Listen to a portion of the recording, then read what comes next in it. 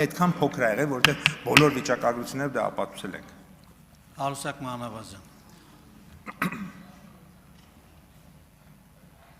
Պարոն Պապայան, իհարկե ողջունելի է այս նախագիծը, բայց ինձ դիմել է քաղաքացի հետևյալ հարցով,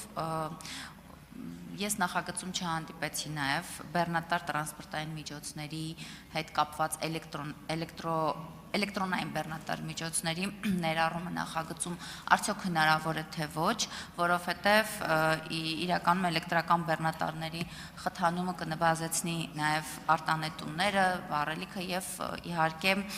տեղական բիզնեսի մրցունակությունը։ Հիմա պատրաստ ենք արդյոք կառավարությունում այս փոփոխությունը անել եւ ներառել էլեկտրական բեռնատարները։ Շնորհակալություն հարցի համար, Տիկին Մանավազյան։ Ազգային ժողովի պատգամավոր Տիկին Լուսինե Բադալյանը այդպիսի առաջարկով պաշտոնապես ուրեմն հանդես է եկել։ Ես ընդունել եմ այդ առաջարկը հանձնաժողովի քննարկման ժամանակ եւ պայմանավորվել ենք, որ առաջինից երկրորդ ընթերցման ընթացքում ֆորմալ կընդունենք եւ երկրորդ ընթերցմանը արդեն այդ կոդերը եւս ներառված կներկայացնենք ձեր դատին։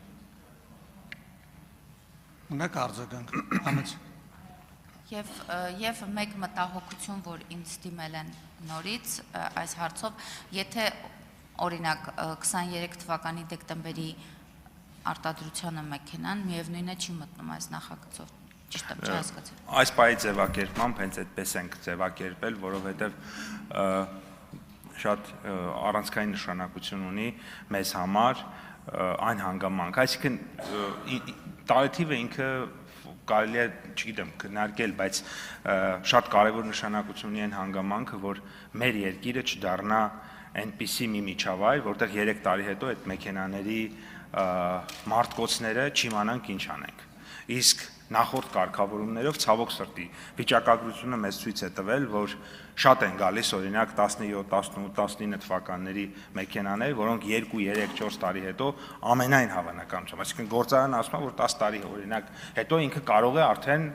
այդ խնդիրը ունենալ։ Հիմա եթե 8 անցել է, գործարանն էլ ասում է 2 տարի հետո այդ խնդիրը կարող է ունենալ։ Ես կարծում եմ, որ այդպիսի մեքենաներ, որոնք որ 2 կամ 3 տարի հետո կարող են այդպիսի խնդիր ունենալ, մենք նպատակադրումը դրա այդքան էլ լավ չի, եթե մենք ազատում ենք ավելացված արժեքի հարկից այդ մեքենաների, սա մեկ,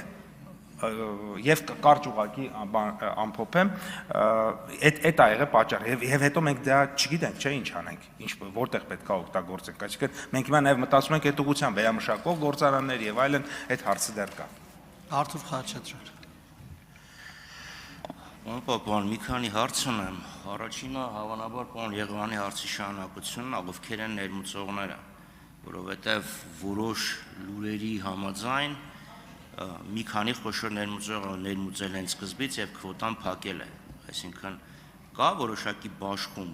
5000, ասկն 3000 մեքենա բերել են Պողոսը Պետրոսը, Մարտիրոսը, Կիրակոսը, 4000 Վաչագանը եւ ինչեւ կա այդ բաշխումը թե ոչ։ Երկրորդ խնդիրը ձիաուժի հաշվարկի մասին է վերաբերում, որովհետև ելի լսել են բողոքներ, որ տարբեր մարդիկ նույն մեքենայի համար տարբեր հարգույքարկ են վճարում, որովհետև նույն մեքենան է, նույն շարժիչն է, բայց տարբեր ձիաուժերա ներկայացված։ Եվ երրորդ հարցը անկեղծ ասած չհասկացա էներգետիկ անվտանգության հետ կապված, որովհետև այո, քիչ գազով աշխատող մեքենա լինի, քիչ գազ կներմուծենք, քիչ կախվածություն կունենանք, բայց այդ մարտկոցները, մարտկոց եմ ասում, աղբյուրը, որից էլեկտրամեքենաները հոսանք լիցքավորվում են, միևնույնն է գազից են ստանում առաջնային էներգիան։ Համեծ։ Շատ լավ, շնորհակալություն։ Առաջին մասով ես մի անգամ վիճակագրություն ազգային ժողովում ներկայացրել եմ այս տարվա մեջ։ Հիմա այս պահին եթե իմանայի այդ հարցը նորից կհնչեր այդ վիճակագրությունը կպատրաստեի,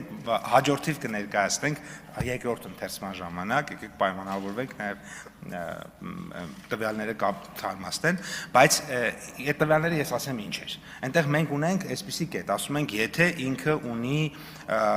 ուրեմն այդ որ պաշտոնական ներմուծող է, պաշտոնական դիլեր է, ասում է եթե ինքը պաշտոնական դիլեր է եւ այլն։ Երբ որ այդ պաշտոնական դիլերը բանը հանում էինք, տակը տակը մնում էր մի քանի տասնյակ մեքենա։ Այսինքն իրականում այդ խնդիրը չկար,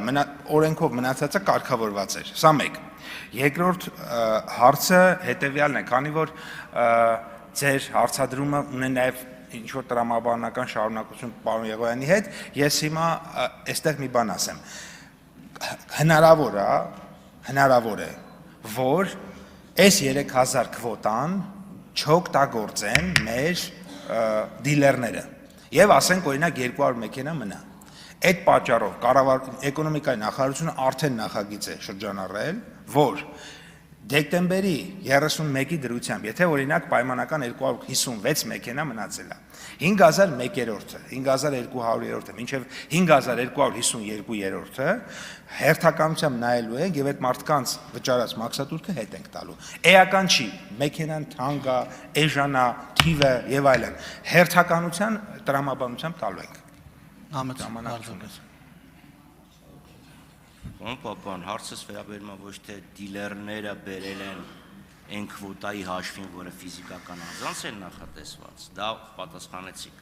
այլ այդ դիլերների մեջ կա մի խոշոր դիլեր, երկու խոշոր, երեք, որոնք ասկան շուկայի 80%-ը իրանք են բերել, թե տասնյակ հարյուրավոր դիլերներ են եւ մոտավորապես հավասար բաշխում են։ Եվ նաև չգիտեմ, եթե ժամանակը ելիքի են մյուս հարցերն էլ են։ Շատ լավ։ Ես ասեմ, ոչ մի քանիս են, ոչ էլ հարյուրավոր են։ Հստակ թիվը հաջորդ անգամ կներկայացնեմ, տարբեր ընկերություններ են։ Հետո այդ ընկերություններն էլ են շատ հաճախ բերում ֆիզանձանց համար։ Օրինակ մարդ կա, ինքը գնում է իր համար, պատվիրում է, առնում է, մարդ կա գնում է, ասում է, ես այդ դրանից չեմ հասկանում, դուք ընկերություն եք, ձեր գումարը, եկել ձեր միջնորդավճարը, խնդրում եմ իմ համար մեքենա պատվիրեք։ Ես ուզում եմ ենթադրենք չինական 2024 թվականի ամենագնաց։ Իր համար պատվիրում են, այսինքն էլի մեր քաղաքացիներն են դրանից օգտվում։ Ենթադրաբար ինչ որ ծառայության վճարի դիմաց։ Իսկ ինչ վերաբերվում է այն հարցին, առաջին հարցին։ Տեսեք, այստեղ մի հատ կարևոր բան կա, որ շատ կարևոր է։ Այսօր մենք ունենք արևային էներգետիկայի ավելցուկ ցերեկային ժամերին։ Եվ իմ կարծիքով պետք է մեր քաղաքականությունները այնպես անենք, որ ցերեկային էներգիան այսօր հակառակն է։ Մենք ցերեկը ունենք էժան էներգիա, գիշերը թանկ, բայց գիշերվա էներգիան ավելի էժան է, քան ցերեկվանը։ Այնպես պետք է մենք անենք, որ ցերեկը շատ սպառում տեղի ունենա էներգիայի, այդ թվում նաև այդ եղանակով, եւ դա քաղաքականությունների հարց կա։ Շնորհակալություն։ Ժամանակ չկա։ Ալխաս Ղազարյան, հաջորդ ելույթի համար։ Շնորհակալ